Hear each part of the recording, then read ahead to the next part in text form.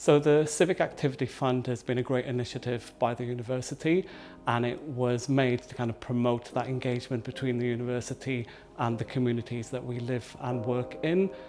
So our project has been working with Save the River Usk.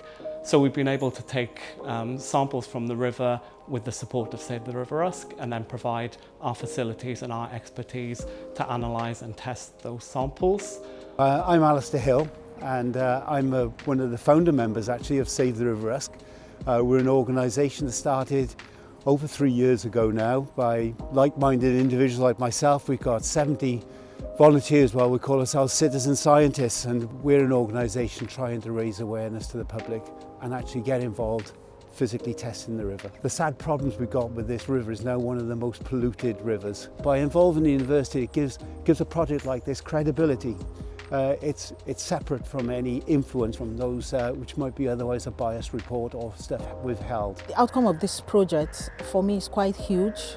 It's exciting because I worked alongside citizen scientists from Save the River Usk Foundation, where we go into the river, we're getting samples from 3 points, one at the Brecon sewage water treatment plant, the other one at the Landfrost water treatment plant, and then the Usk water treatment plant. And I'm able to take them into the lab to analyze those samples to check if they meet the standard for debating water.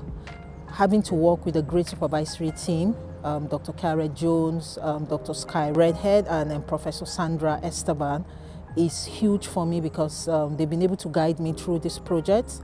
It's exciting to see the discoveries that we have so far been able to get out of this research.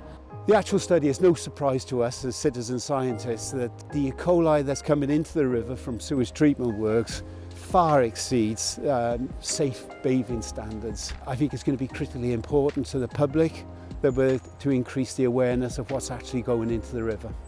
Over the last year, we've collected a lot of data every month, and we've now got a big set of data that we've communicated with the people at Save the River Usk to help them understand a little bit about the microbiological safety of the river, for them to now drive change and drive improvements in the river quality